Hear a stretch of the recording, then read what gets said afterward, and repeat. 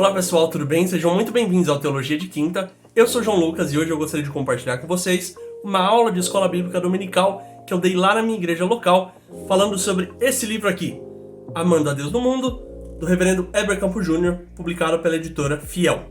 Esse livro é um livro muito bom, muito interessante, traz uma perspectiva bastante feijão com arroz, ou seja, brasileira, para o assunto de cosmovisão. Tem um conteúdo muito rico, o reverendo Heber é um mestre em explicar assuntos difíceis de forma fácil, e esse livro tem sido muito rico nas nossas escolas dominicais, tanto para jovens quanto para adultos, explicando o que é a visão de mundo cristã, a visão de mundo reformada, usando como base o livro de Daniel. E a aula que você vai ver agora tem o tema Deus honra os que não se contaminam, com base nesse livro aqui, explicando Daniel 1 da perspectiva da cosmovisão bíblica. Se você quiser comprar esse livro aqui, tem um link aqui na descrição. Espero que você goste. Deus te abençoe e até a próxima. Então, meus amados, vamos continuar hoje o tema de cosmovisão que nós já viemos tratando nas últimas aulas. Nós tivemos aí uma pausa intercalando com os assuntos de teologia bíblica e teologia sistemática. E hoje o assunto da nossa aula é esse que está aí. Deus honra os que não se contaminam. Então, recapitulando um pouco, nós falamos já algumas vezes, nós vamos falar sobre o termo cosmovisão aqui várias vezes, e a gente já chegou na definição de que cosmovisão é o conjunto de pressupostos e premissas da nossa vida que nós nos apegamos de tal forma, carregamos o nosso mais íntimo, que essas crenças e premissas norteiam o nosso engajamento com o mundo, norteiam a leitura que nós fazemos da realidade, sem deixar de ser moldado por fatores externos que nós nos apropriamos, que são interiorizados no nosso coração. Então, é o modo como nós vemos o mundo, cosmovisão. Cosmos, mundo, visão, visão. Então, nós já falamos sobre isso, vamos continuar falando sobre o assunto de cosmovisão aqui. Em aulas anteriores, nós já falamos também sobre o choque de cosmovisões. Falamos como a gente tem problemas quando encontramos cosmovisões diferentes. Falamos sobre como o nosso mundo atualmente apresenta cosmovisões diferentes. O mundo do tempo que a Bíblia foi escrita apresentava cosmovisões diferentes. Por exemplo, lá em Atos 17, nós vemos Paulo falando com os epicureus, com os estoicos, que tinham uma visão de mundo totalmente diferente. A gente detalhou um pouquinho sobre isso. E falamos também sobre como o nosso mundo apresenta uma visão de mundo pós-moderna, um neo-estoicismo, pessoas revisitando essa filosofia, e outras cosmovisões, outras visões de mundo contrastantes com a visão de mundo cristã. E também falamos depois, em outra aula, com o Elielton, sobre mudanças de cosmovisões, né? Sobre como a visão de mundo pode mudar, não é algo fixo, é algo que é muito interno nosso, mas pode mudar e é esperado que mude. É isso que, no final das contas, é uma conversão, uma mudança de visão de mundo. É o modo como você enxerga o mundo ser totalmente, radicalmente mudado a partir do momento que você passa a ser um servo de Cristo, você é resgatado. Então a sua visão de mundo deve mudar. Você deve ver o mundo de uma forma diferente, contando de que você seja um filho de Deus. Então essa aqui é mais ou menos o que a gente passou até agora. E hoje, seguindo nessa linha, nós temos uma pergunta bastante difícil e que muita gente deve ter se feito. Se você não se fez, se faça agora. Como viver no mundo sem ser do mundo? Isso é uma pergunta comum. A gente tem essa coisa, né? Falar, tal coisa é do mundo. Isso aí é do mundo. Você está vivendo como gente do mundo. Mas todos nós, queiramos ou não, estamos no mundo. Estamos no mundo físico, estamos no cosmos, estamos na planeta Terra, no nosso ano de 2023, dentro do Brasil, dentro do sistema político. Nós não somos do mundo, mas nós estamos no mundo. Nós fazemos parte disso, nós engajamos com a sociedade. Então, esse é um dilema que nós temos. Como é que nós vivemos no mundo sem ser do mundo? O cristão que é envolvido em contexto de trabalho, de estudos, que muitas vezes são contrários à fé cristã, não deve se contentar em ter uma vida com Deus se isso não transborda para a esfera pública. Como nós estamos envolvidos com atividades seculares, e ninguém aqui, nem o pastor, nem o Renan, que vivem para o ministério, deixam de estar envolvidos com atividades seculares. Não é porque você vive o seu trabalho, a sua vocação é o ministério que você deixa de estar envolvido com atividades seculares. Nós vamos ao mercado, nós temos engajamento político quando nós votamos, nós conversamos com pessoas, nós participamos da sociedade. Os filhos vão à escola, nós estudamos outras coisas, nós temos interesses, futebol, hobbies e outras coisas. Então nós estamos inseridos num mundo em atividades seculares. E já que todos nós estamos, sem exceção, é bom que nós pensemos seriamente sobre a dimensão pública do nosso testemunho, sobre a dimensão pública da nossa fé. Então, por isso, nós começamos a aula com essa pergunta: como se vive no mundo sem ser do mundo?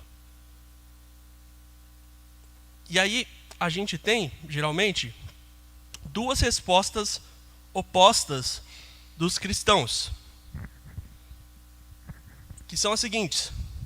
Podem ver ali: reação isolacionista e a reação engajada. Quando você vai falar com cristãos por aí, sobre como você lida com o mundo, sendo um cristão, você geralmente vai ouvir essas duas respostas. Como é que você faz? Um vai te falar: se isola. É uma resposta comum. Quem é crente há bastante tempo já ouviu isso. Como é que a gente faz? Se isola. A igreja tem que ter culto todo dia. Saiu do serviço, vai para a igreja com culto todo dia. Vocês já devem ter visto igrejas aqui em Boituva, tem algumas que tem culto todo dia, e a resposta é: como é que você faz? Você diminui ao máximo o seu contato com as coisas do mundo. Como é que se agrada o Senhor? Eu agrado ao Senhor estando na igreja e participando das programações da igreja. Essa é a ideia da reação isolacionista. Então, eles se preocupam muito, as pessoas que respondem assim, com o envolvimento mundano, com estar envolvido no mundo, com estar participando de atividades do mundo. Então, já que nós não podemos deixar de estar no mundo, nós vamos reduzir ao máximo o nosso engajamento com essas coisas, participando de programações da igreja, tendo amigos da igreja, dando o máximo que eu posso ali. E, geralmente, o que acontece, essas pessoas deixam de pensar na implicação da fé cristã na sua vida normal, na sua vida do dia a dia, nas diversas áreas da sua vida. Então, essa pessoa é assim: meu trabalho é meu trabalho. Eu trabalho 8 horas por dia porque eu tenho que comer, mas eu gosto de estar na igreja. Eu trabalho 8 horas por dia porque eu tenho que comer, mas eu não tenho amigos no trabalho porque todos os meus amigos são na igreja. Eu não posso fazer amizade com ninguém que não seja da igreja. Eu trabalho aqui, eu faço essas coisas, mas todo o meu pensamento sempre vai para isso. Meu trabalho é meu trabalho. Não tem a ver com o que eu faço na igreja. Eu sou quem eu sou na igreja. Meu trabalho é uma segunda personalidade. Algumas pessoas vão olhar assim. Isso é um modo de isolacionismo. É um modo de se isolar. Como é que eu vou lidar para estar no mundo sem ser do mundo? Me isolando. Essa é uma resposta, um extremo. E no outro oposto, a gente tem a reação engajada, que aí é o outro extremo. É assim: em vez de eu ficar me isolando, pelo contrário, a gente não é sal da terra. Sal foi feito para sair do saleiro. Assim, não é para ficar dentro do saleiro. Se está no saleiro, está errado. A igreja não tem que ficar na igreja. A igreja somos nós. E nós temos que fazer, nós temos que cuidar do pobre, tenho que alimentar, tenho que fazer ação social, tenho que sair. E a ideia é: a igreja como instituição não importa tanto. O que importa é que nós somos sal da terra. Então, como eu vou engajar com o mundo, eu vou resolver os problemas do mundo. É pobreza? A igreja tem que se focar nisso. Não importa ir no culto. Tem que focar em resolver o problema da pobreza. O problema é fome? Eu vou resolver o problema da fome. E por aí vai. Então, as pessoas que dão a reação oposta, em vez de elas se isolarem, elas querem estar focadas nessas coisas, focadas no engajamento social. E muitas vezes elas falam até que o engajamento social é uma bandeira esquecida da igreja. Você vai ver isso, por exemplo, na teologia da libertação. Pessoas falando que tão importante quanto pregar o evangelho é cuidar dos pobres. Tão importante quanto o evangelho, e algumas pessoas, para eles até mais, seria você engajar socialmente, você cuidar das causas sociais, você cuidar dos pobres. E eu não estou falando que essas coisas são ruins, tá, gente? Estou falando sobre extremos. Então, essa outra resposta, esse outro extremo, ele foca na ação social, em sair das quatro paredes. E é curioso que quando a gente para olhar, nenhuma dessas são ruins. Sim, realmente eu deveria me preocupar com as atividades da igreja. Realmente eu deveria ter amigos cristãos. Realmente eu deveria priorizar as atividades que ocorrem na minha igreja, das sociedades internas, deveria me esforçar para participar. E eu realmente também deveria me esforçar para ser sal da terra. Deveria me esforçar para poder ajudar as pessoas. Deveria me esforçar para poder ser e impactar o quanto eu posso. Deveria fazer essas coisas. Então, nenhuma dessas coisas são erradas por si só. Mas quando nós olhamos para essas duas respostas, o isolar e o se engajar demais, nós vemos que elas são, na verdade, muito parecidas. O isolacionismo, na verdade, ela pode ser legalista. Tipo, eu tenho que ir na igreja. Eu só posso não ser do mundo se eu estiver na igreja todo dia. Eu não posso faltar em culto, eu tenho que estar na igreja o tempo inteiro, porque eu sou cristão. Isso é um legalismo. Talvez o seu envolvimento só quase que com cristãos pode ser por comodidade. Pode ser assim, eu vou me engajar só com cristãos, porque é difícil. É difícil eu lidar com descrente. É difícil eu falar da minha fé. É difícil, às vezes, eu ter que lidar com pessoas que pensam muito diferente de mim. Então, muitas vezes, o envolvimento só com cristãos é por comodidade. Assim, é cômodo para mim. É cômodo eu vir na igreja e conversar só com pessoas que eu sei que pensam igual do que eu. Ou então, a dificuldade de articular a fé em atividades fora da igreja, e por isso eu vou encher minha agenda com coisas só da igreja, é uma ação típica de quem vive no gueto, isolado, num gueto para o gueto. Assim, eu só faço as coisas para minha igreja, para minha comunidade, e eu só vivo aqui, e é isso. Eu não quero saber de quem está fora. E isso demonstra que essas pessoas que pensam assim, não têm aprendido na igreja como viver no mundo. Elas têm aprendido que o mundo é ruim, mas não têm entendido a mensagem de Cristo de que Ele não pediu para nos retirar do mundo, e sim de que nós fôssemos privados do mal. Então, o isolacionista pode ser, no final das contas, um legalismo. Mas o engajamento social também pode ser um legalismo. Por quê? Porque geralmente essas pessoas olham quem não se engaja socialmente com maus olhos. E se colocam numa posição de, olha, eu ajudo os pobres. Olha, minha igreja ajuda os pobres. Olha, minha igreja faz ação social.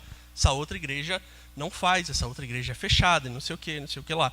Então eles julgam agradar a Deus de forma superior do que aqueles que não são tão engajados socialmente. Eles colocam, geralmente, a proclamação do evangelho como serva da ação social. Você ouve pessoas assim falarem, olha, eu não posso pregar o evangelho enquanto tem gente morrendo de fome na África. Mas a pessoa que está do seu lado não está morrendo de fome, ela está morrendo espiritualmente também. Você precisa falar para a pessoa que está do seu lado. É óbvio que a gente pode e deve ajudar conforme nós podemos, mas a ação social não é o porquê Cristo veio. Cristo veio para salvar pecadores, para resolver o problema final de todas as coisas, que é o pecado. Então, quando essas pessoas vão para o oposto do engajamento social, elas acabam focando no que é bom, mas é secundário. Colocam o amor ao fraco, ao indefeso, como um foco, ao invés do amor ao Senhor. Elas colocam a sua retidão, não em amar o Senhor, mas em amar o próximo, em amar o indefeso, o fraco, o necessitado, que é uma coisa boa, mas não é uma coisa última. E nisso o cristianismo fica reduzido a uma boa moral. Então, quando nós olhamos esses dois opostos, o se isolar ou se engajar demais, o que acontece? Surgem novas perguntas na nossa cabeça. Por exemplo, como é que eu não vou ter uma postura monástica da espiritualidade? Como é que eu não vou virar um monge e querer me isolar? Quase todo mundo aqui em algum momento já deve ter tido essa vontade. Cara, queria me isolar no fim de não sei aonde. Eu não aguento falar de política, de corrupção. Não aguento falar de morte. Não aguento abrir e ver o Datena falando de desgraceira. Não aguento mais, cara. Às vezes você fica nessa situação. Não aguentar mais ver o pecado, ver as consequências do pecado e querer se isolar. Querer virar um monge no Tibete, orando a Deus, lendo a Bíblia. A gente tem às vezes essa vontade. Como é que a gente pode não querer ter essa vontade de se isolar? De só se enfiar dentro da igreja e ficar aqui? Ou pelo contrário, como não cair num cristianismo horizontal, que não tem a ver com nós e Deus, mas sim com nós e os outros, em que as ações sociais substituem a nossa vida com Deus? Ou ainda, como é que o cumprimento do nosso mandato cultural, Deus nos mandou trabalhar, Deus nos mandou cultivar e guardar na pessoa de Adão, mas para a humanidade inteira. Isso é o nosso trabalho. Como é que o nosso cumprimento do mandato cultural deve promover amor por Deus? Como é que eu posso olhar para o meu trabalho não como um fardo, mas sim como algo que vai me fazer amar mais a Deus, que vai promover não só a mim, mas aos outros amor por Deus? E por último, como é que o cumprimento do mandato cultural, ou seja, o nosso trabalho, deve servir para promover primeiramente amor a Deus, o mandato espiritual, e, consequentemente, amor ao próximo, mandato social? Todas essas perguntas aparecem quando a gente para olhar esse oposto. E onde é que nós encontramos respostas para isso? Como é que a gente aprende a amar Deus no mundo sem ser do mundo? A gente aprende a amar Deus no mundo sem ser do mundo, olhando para o livro que Deus nos deu aqui nesse mundo, olhando para a Bíblia. E nós encontramos no livro de Daniel conteúdo muito valioso para nos dar respostas para isso. O livro de Daniel nos ajuda a olhar, durante toda a sua trajetória de Daniel e os outros personagens listados ali, o como nós podemos, de fato, amar a Deus no mundo sem ser do mundo. Então, como é que começa o livro de Daniel? Começa com isso aqui.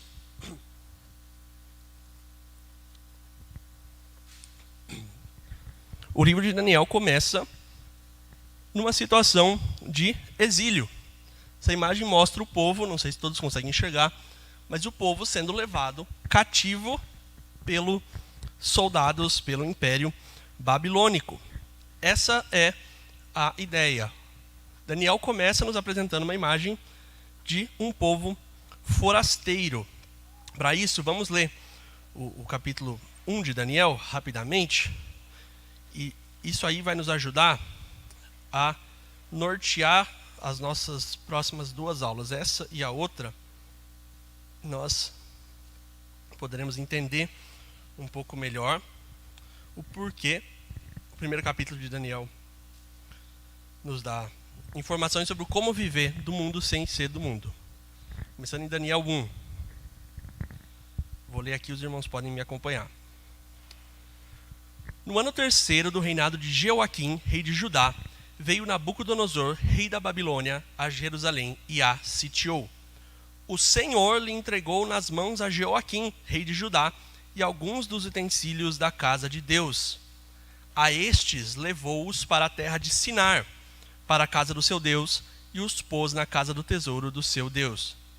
Disse o rei a Aspenaz, chefe dos seus eunucos, que trouxe alguns dos filhos de Israel, tanto da linhagem real como dos nobres, que trouxesse algum dos filhos de Israel, tanto da linhagem real como dos nobres, jovens sem nenhum defeito, de boa aparência, instruídos em toda sabedoria, doutos em ciência, versados no conhecimento, que fossem competentes para assistirem no palácio do rei, e lhes ensinasse a cultura e a língua dos caldeus. Determinou-lhes o rei a ração diária, das finas iguarias da mesa real e do vinho que ele bebia, e que assim fossem mantidos por 3 anos, ao cabo dos quais assistiriam diante do rei. Entre eles se achavam, dos filhos de Judá, Daniel, Ananias, Misael e Azarias. O chefe dos eunucos lhe pôs outros nomes, a saber, a Daniel, o de Beltesazar, a Ananias, o de Sadraque, a Misael, o de Mesaque, e a Azarias, o de Abed-nego. Resolveu Daniel firmemente não contaminar-se com as finas iguarias do rei, nem com o vinho que ele bebia. Então pediu ao chefe dos eunucos que lhe permitisse não contaminar-se.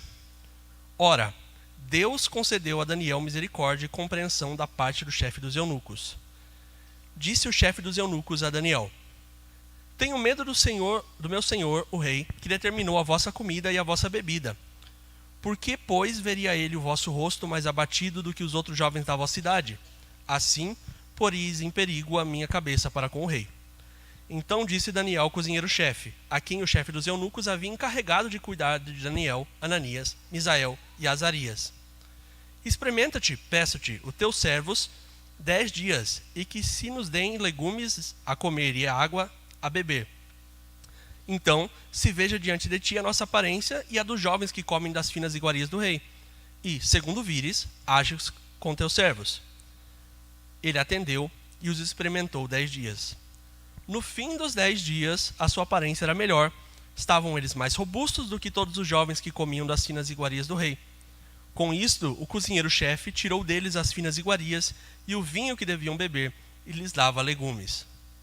Ora, a estes 4 jovens Deus deu o conhecimento e a inteligência em toda cultura e sabedoria. Mas a Daniel deu inteligência de todas as visões e sonhos. Vencido o tempo determinado pelo rei para que os trouxessem, o chefe dos eunucos os trouxe à presença de Nabucodonosor. Então o rei falou com eles, e entre todos não foram achados em outros como Daniel, Ananias, Misael e Azarias. Por isso passaram a assistir diante do rei. Em toda a matéria de sabedoria e de inteligência sobre o que o rei lhes fez perguntas, os achou 10 vezes mais doutos do que todos os magos e encantadores que havia em seu reino. Daniel continuou até o 1º ano do rei Ciro.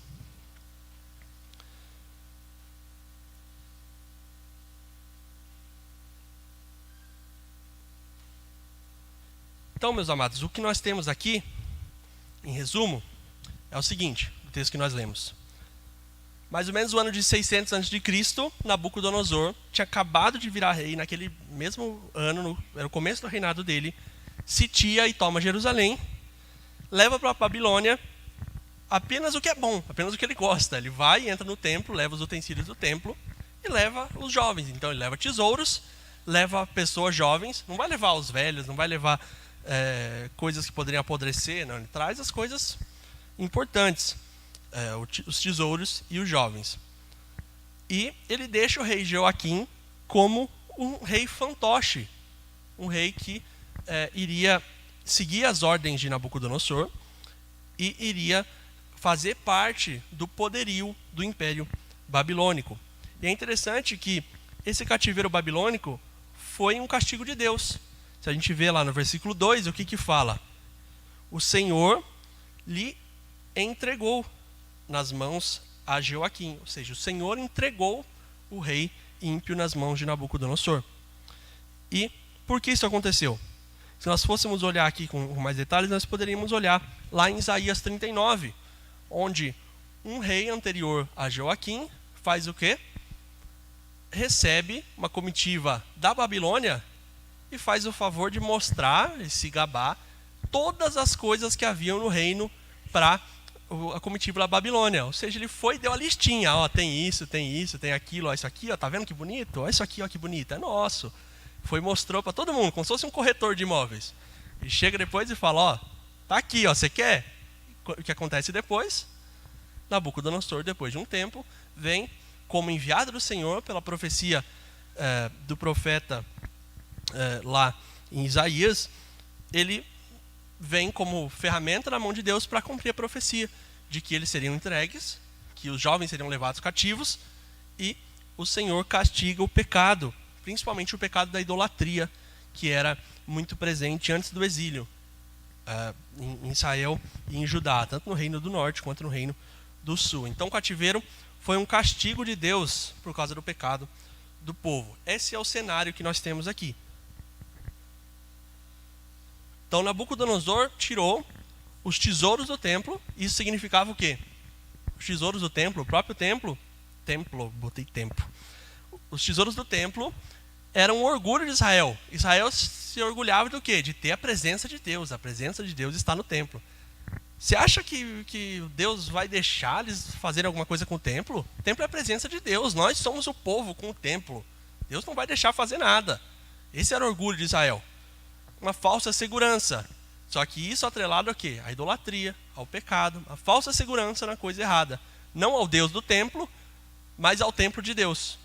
Então, o Nabucodonosor foi e acabou com o orgulho deles pela mão de Deus, levando tesouros do templo. E levou também os jovens, que eram o quê? O futuro de Israel. Futuros líderes que Nabucodonosor iria utilizar. E Nabucodonosor foi brilhante, né? Vocês lembram do Egito? O Egito fez o que com Israel? Teve um poderio sobre Israel extremamente sangrento. Um poderio judiado sobre Israel.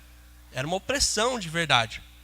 E Nabucodonosor pensa, dentro do Império Babilônico, em expandir o seu império de uma forma diferente. Em vez de ser cruel como o rei do Egito, o que ele faz? Ele acha outra abordagem. Ele pensa, se eu quiser expandir como eu quero, e o que aconteceu com o Império Babilônico realmente foi isso, basicamente todo mundo conhecido naquela época deles foi em algum momento dominado pela Babilônia.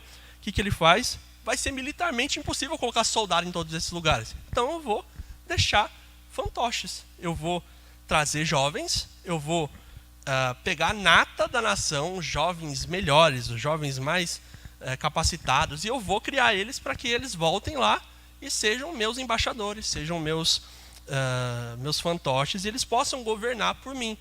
E aí o que aconteceria? Se o povo quisesse se rebelar, eles não iam se rebelar contra um estrangeiro. Talvez seria um pai se rebelando com um filho. Talvez seria um avô se rebelando contra um neto que estaria o guiando. Talvez seria um primo rebelando com outro. Então, seria uma rebelião contra o seu próprio povo, não contra líderes estrangeiros.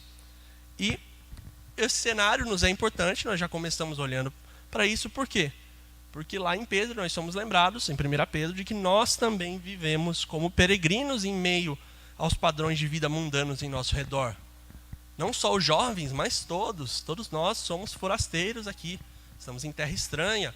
Vivemos num mundo que não é o nosso mundo. Vivemos engajando com o mundo. Vivemos numa sociedade que é do mundo, mas nós não somos daqui. Nós somos estrangeiros, nós somos cidadãos do reino de Deus. Nós somos cidadãos do reino dos céus. Então nós também somos estrangeiros. E por isso já começa sendo importante para nós esse cenário. Nossos personagens, Daniel, Ananias, Misael e Azarias, provavelmente foram parar lá com cerca de 14 ou 15 anos. Quem tem filho adolescente, aí pense, seu filho sendo levado para outro país, sendo levado, sei lá, para a Argentina, para aprender a língua da Argentina, para aprender a cultura argentina, para aprender a achar que o Maradona é melhor que Pelé, aprender todas essas coisas que não são nossas, aprender uma cultura diferente, aprender uma língua diferente, aprender uma visão de mundo diferente, com seus 14 ou 15 anos. Que é justamente quando mais dúvidas passam na cabeça, hoje em dia. Quando o jovem se sente mais curioso e quer fuçar e quer aprender e começa a achar que tem a própria intelectualidade suficientemente formada para ter resposta para tudo. Nesse momento de formação era onde eles eram levados para lá e levados para serem doutrinados. São 3 anos que a Bíblia nos fala, 3 anos de rigorosos estudos. É como se, nesses 3 anos que eles iam receber de comer, de beber, onde morar, eles ganhassem uma bolsa na Universidade Federal da Babilônia. Fossem bolsistas e fossem estudar com os melhores professores no maior império. Imagina, em vez da Argentina, se eu estivesse falando dos Estados Unidos, mandar alguém ganhar uma bolsa em Harvard durante 3 anos, tudo pago, toda a alimentação paga, mas em troca eles vão voltar e eles vão governar. Muita gente ficaria até feliz, né? Imagina, chegasse assim, meu filho vai estudar lá, ele vai voltar, ele vai ser doutor, vai ser juiz, vai ser prefeito. Muitas pessoas iam olhar, e eu acredito que possa até ter acontecido isso lá, naquela época. Algumas pessoas vendo essa doutrinação como coisa boa. E a ideia é que eles deveriam ter habilidades técnicas e acadêmicas para aprender assuntos avançados, ou seja, instruídos em toda a sabedoria, uma base de conhecimento na qual poderia construir mais estudo, com doutos em ciência, capacidade de assimilar intelectualmente o material apresentado, versados no conhecimento, e habilidades sociais para trabalhar efetivamente no serviço público. Eles iam ser servidores públicos lá na Babilônia, então competentes para assistirem.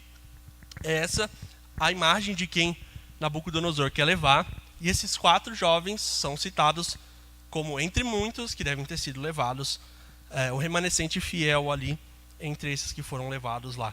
Então, muitos jovens promissores foram levados, e esses aqui são os que a palavra nos diz que se mantiveram fiéis nessa passagem por lá. E note os passos da doutrinação. A gente falou no capítulo ali. O que aconteceu com eles? Trocaram de nomes. Eles tinham nomes que louvavam a Deus. Nós temos terminações dos nomes que nos representam nos originais referências ao Senhor. Daniel, Misael, Azarias ou Ananias. Esse Yá nosso é de Javé, Jeová. Era a terminação que representava o nosso Deus. Ou El, uma palavra que representa o Senhor. Então, todos esses nomes queriam honrar ao Senhor. Seus pais escolheram o nome querendo honrar o Senhor. Do mesmo jeito que a gente coloca nomes hoje também, buscando ter algum significado. E quando chegou lá, o que foi feito com eles? Trocado de nome. Nomes que honram divindades pagãs. Daniel, que significava Deus julgou, tornou-se Beltesazar, o guardião dos tesouros escondidos de Bel. Ou Ananias, que significa Jeová tem sido misericordioso, se tornou Sadraque, que a gente não sabe bem o que significa, mas tem alguma coisa a ver com Aku, uma deusa pagã babilônica, relacionada com a lua.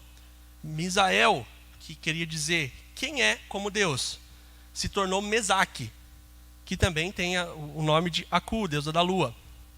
E Azarias, que queria dizer Jeová ajudou, se tornou Abednego, ou o servo de Nebo, era uma divindade babilônica. Então, desde o começo, provavelmente numa fila enorme, todo mundo foi recebendo nomes, e eles receberam esses nomes também, honrando as divindades pagãs. Então, a ideia que eles chegaram lá era o quê? Aqui vocês vão ser outras pessoas. Você não tem mais identidade, você não é mais um hebreu. Você agora é o servo de Bel, você é o servo de Aku, você é o servo de Nebo. E a ideia é que a identidade deles fosse mudada, para que eles começassem desde o começo. O nosso nome às vezes tem muito a ver com quem a gente é, né? A gente atende pelo nosso nome, a gente percebe o nosso nome em outras coisas. Por quê? Porque tem a ver com quem nós somos. Quando nós falamos sobre ter nossa reputação, nós falamos o quê? Tem um bom nome. O nosso nome é muito ligado com quem nós somos. E isso passa uma mensagem direta para eles. Vocês vão ser outras pessoas. A educação babilônica também influencia na cosmovisão. Eles eram colocados para estudar lá. E para os babilônios, ciência e religião era a mesma coisa. Então, a ciência, a astronomia, para eles era esoterismo, astrologia. A ciência química, para eles, era magia, alquimia. E a agricultura tinha a ver com deuses. Choveu porque o Deus nos abençoou. Não choveu porque ele está bravo conosco. E aí um panteão de deuses todos para isso. Para eles a ideia era que era uma coisa só. Então estudar ciência, aprender essas coisas também era estar versado dentro da ideia dos deuses deles. E a ideia era resetar de fábrica a mente desses jovens para que eles pudessem ser moldados com a visão de mundo babilônica. Eles pudessem esquecer aquilo que eles tinham um apego firme que norteava a visão de mundo deles e falar: esquece isso aí. Você não é mais Daniel. Você agora é Beltesazar. Beltesazar, servo de Bel. Bel existe. Bel é um deus que vai fazer tal, tal, tal e tal. Essa era a ideia. Mudar a visão de mundo com eles. E se a gente fizer um paralelo moderno, rapidamente, com essa ideia de que ciência e religião são a mesma coisa, a gente vai perceber que hoje não é tão diferente. Só que talvez o contrário. Se para eles a religião era ciência, hoje a ciência para muitos é a religião. Então você não pode ter visões além do físico, além do que é testável. Você não pode acreditar em coisas que não são comprováveis pelos métodos científicos. Você tem que acreditar na ciência. A ciência é quem diz como o mundo deve ser. Então, se para eles os deuses afetavam a ciência, hoje, para boa parte do mundo moderno, a ciência é o Deus e a ciência que diz como as coisas devem ser. Então, não é tão longe assim se a gente pensar que nós passamos anos e anos na escola tendo uma visão naturalista das coisas, sendo doutrinados para esquecer o nosso apego à visão de mundo cristã, a crer que o Senhor está no comando de todas as coisas e olhar para o mundo como se só fosse uma bola de terra e elementos químicos e universo sem sentido. No final das contas é muito parecido. E aqui, se a gente for parar para pensar, eles não foram mundanos por não terem recusado aprender isso. A gente tem vários exemplos de pessoas na Bíblia que foram educados com cultura pagã e souberam utilizar disso para benefício do povo, não como uma mudança de visão de mundo. Moisés foi educado em toda a ciência dos egípcios. Ele era, vamos dizer, neto do faraó, neto adotivo do faraó. Ele foi educado era um homem instruído. Saulo foi instruído. Apolo, é falado lá em Atos que ele era eloquente e poderoso nas palavras. Provavelmente ele foi treinado na retórica, na filosofia, que era muito comum no mundo helênico antigo. Salomão era interessado em diversas áreas do saber, tanto que ele escreveu o livro de sabedoria. E a ideia é que eles poderiam engajar com esse conhecimento sem que isso mudasse a visão de mundo deles. Afinal das contas, os babilônios eram mestres na matemática, que é uma verdade absoluta. Matemática é matemática. 2 mais 2 é 2. Não teria problema eles aprenderem com alguém que não é cristão que 2 mais 2 é 2. Do mesmo jeito que a gente aprende. Ou na astronomia, ou na engenharia. Eles eram mestres nessas coisas, mas eles tinham a visão obscurecida. Nós deveríamos considerar ambientes como esse como um lugar para honrar a Deus, o Deus de todo o conhecimento. E por que eu digo isso?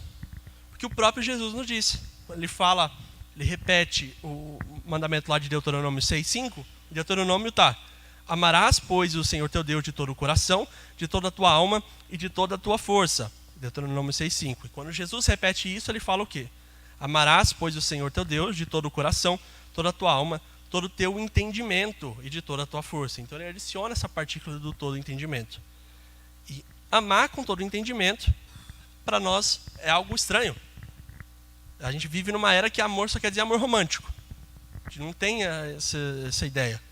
Alguém chega aqui e fala para a esposa, para a namorada ou para o esposo: te amo com o meu raciocínio. Ninguém fala, né? Chega: te amo com todo o meu raciocínio, com todo o meu cérebro. A gente fala: te amo com o meu coração. A gente não usa essa palavra, mas Cristo nos mandou amar a Deus com todo o entendimento. Então isso significa para nós que todo o uso do intelecto é realizado em amor a alguém, seja em benefício próprio ou benefício de outro. Por exemplo, para que a gente busca dinheiro? É pelo dinheiro em si? Para que é bom um papel escrito 10, escrito 100, escrito 200 agora, né, na nota mais nova? Para nada. O papel em si não quer dizer nada. O dinheiro é bom porque ele nos proporciona comprar coisas, nos proporciona comprar comida, comprar conforto, comprar roupas, comprar. O dinheiro nos é bom porque ou nos é benefício próprio ou é benefício para o outro. A gente pode fazer isso para o outro também.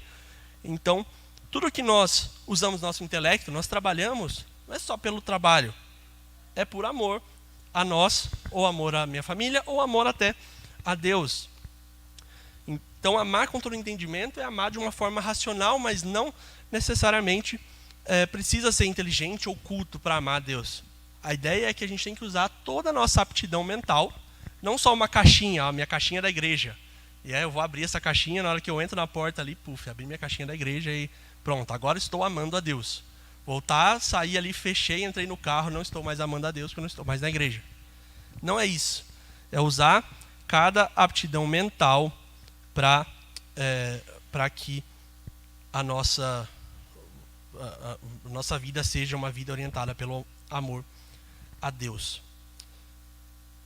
E aí eu tenho mais 3 slides aqui, eu acho que vai dar tempo de terminar. Isso nos lembra também a questão da educação na Babilônia, que toda educação tem uma proposta redentiva. O que é uma proposta redentiva? A proposta redentiva é redenção, no final das contas, significa: existe um problema, tenho que resgatar as pessoas desse problema. Quando nós falamos da redenção de Cristo, nós falamos: o problema é o pecado, Cristo nos resgata desse pecado. Essa é a solução final. Toda educação tem uma proposta redentiva, porque, no final das contas, a educação visa transformar pessoas segundo seus princípios e valores. Não existe educação neutra, no final das contas. Se você for ver, não é nem a gente que está falando isso. A gente pode citar o santo padroeiro da educação brasileira, o Paulo Freire, e ele mesmo fala: educação transforma pessoas, pessoas transformam o mundo. Os educadores gostam de citar isso. Por quê? Porque a educação visa transformar pessoas. E aí, muitas pessoas pensam o quê? O problema do mundo é que as pessoas não têm educação. O problema das pessoas é que elas não sabem. O problema da pobreza é porque não tem educação. O problema da violência é porque as pessoas não têm educação. O problema de X, Y, Z é falta de educação. Muitas pessoas acreditam nisso. É comum você escutar. Mas, no final das contas, não há educação neutra. A gente às vezes fala de escolas confessionais, mas todas as escolas são confessionais. Que elas digam ou não, porque no final das contas, elas confessam alguma coisa. Elas demonstram um sistema de princípios e valores. As nossas escolas cristãs só são honestas sobre isso, na maioria das vezes. Elas só dizem que o sistema de valores, o sistema de princípios que ela quer ensinar é o sistema cristão. Mas as outras vão ensinar um sistema naturalista. Muitas vezes vão ensinar um sistema naturalista adicionado a um sistema socialista, ou marxista, ou talvez capitalista, dependendo de onde você vai estar. Mas todas as escolas têm esse âmbito confessional. E o processo babilônico de educação era muito parecido. Queria deletar a identidade das pessoas, deletar o senso próprio de entendimento e colocar lá a identidade da Babilônia. Então, Nabucodonosor não queria que aqueles jovens lá preservassem o espírito nacionalista. Eu sou judeu, eu sou hebreu.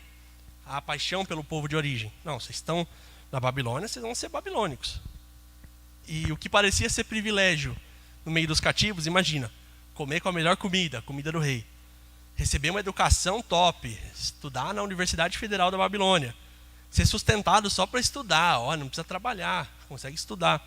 Na verdade, era o pior tipo de aprisionamento. Eles não tinham, que tinha o objetivo de mudar a mentalidade, mudar as emoções deles. Então, por isso que a gente fala que eles estavam sendo moldados pela cultura. E aí, por que eles aceitariam mudança de nome, educação pagã e não alimentação, como a gente viu? Eles aceitaram mudar o nome, aceitaram estudar e não aceitaram comida. Já pararam para pensar nisso? O que contaminar-se com as finas iguarias do rei queria dizer? Envolvia quebrar a lei do Senhor, provavelmente a dieta alimentar, comer coisas que eram proibidas, ou quebrar a lei moral, adoração idólatra. As refeições eram feitas com sacrifício aos deuses, toda a refeição era feita sacrificando ao Deus do mesmo jeito, e talvez até muito mais do que a gente faça. Às vezes a gente lembra de orar, né? Mas quem aqui realmente ora toda vez antes de comer? Não esquece. E as refeições no antigo mundo realmente eram oferecidas aos deuses. Era um costume muito rígido. E para eles, se eles fossem comer, eles estariam comendo uma comida oferecida aos ídolos, muito mais do que nós oramos agradecendo a Deus pela nossa comida.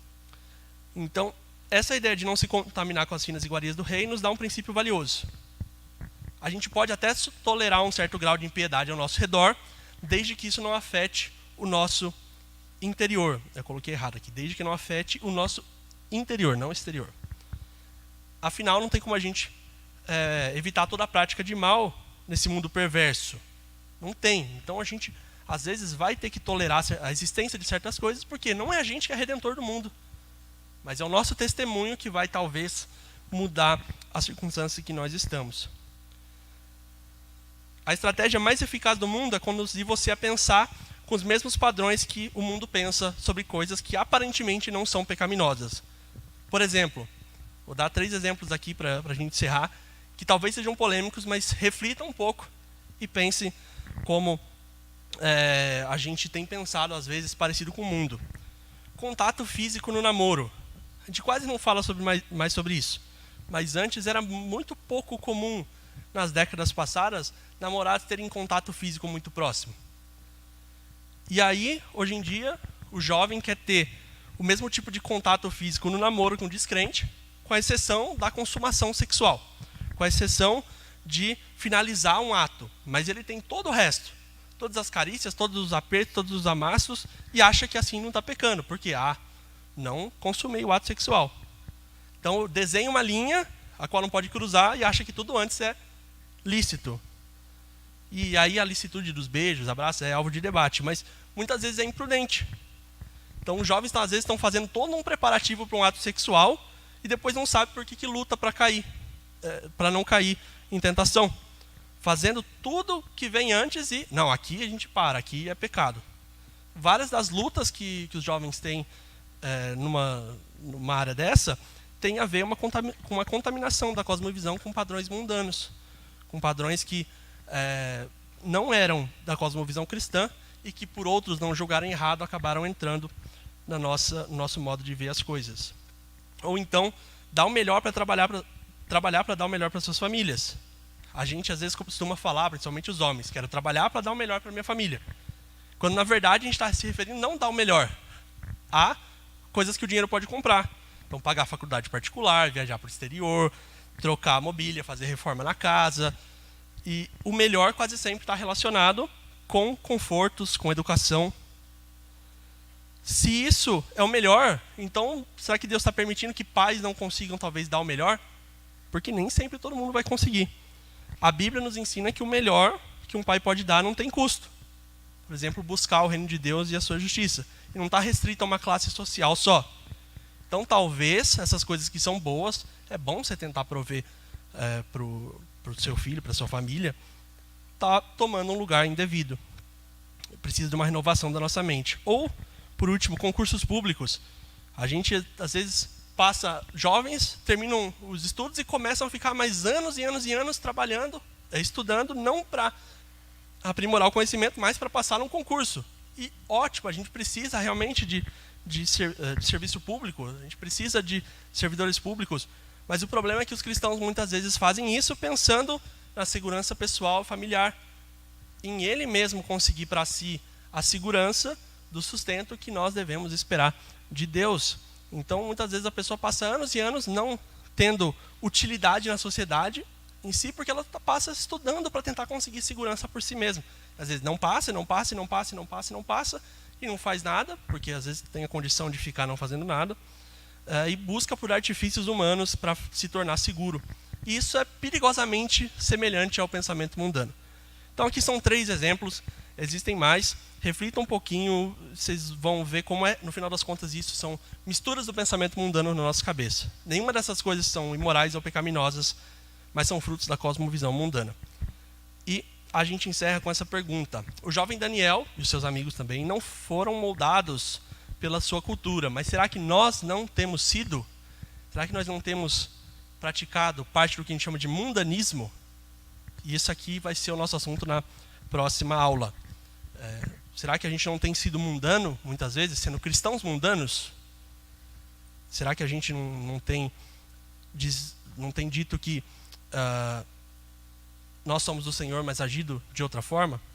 Então essa é a nossa reflexão. Na próxima aula a gente termina. Vou orar rapidamente. Senhor Deus, agradecemos, Pai, pela Tua palavra, e agradecemos porque podemos encontrar nela a verdade, encontrar nela os Teus preceitos, o modo de viver que o Senhor espera de nós. Nos ensina, Pai, a não estar nem no oposto de querer nos isolar, mas também não estar no oposto de não conseguir testemunhar fielmente, porque estamos mais preocupados com aquilo que é problema do mundo do que com a Tua redenção. Nos ajuda a olhar para o modo como nós temos muitas vezes absorvido a cultura do mundo, absorvido o modo de pensamento do mundo, nos ajuda a andar, a caminhar mais perto de Cristo. Nos ajuda a identificar o que nós precisamos melhorar por meio da Tua palavra, e usa, Senhor, essas aulas, e usa a Tua igreja, a igreja local e a igreja de Cristo, para poder ajudar a cada um de nós. Trabalha com o Seu Espírito no nosso coração e nos dá um bom dia e mais à noite um culto abençoado que venha agradar ao Senhor. Eu te peço e agradeço, em nome santo de Jesus. Amém.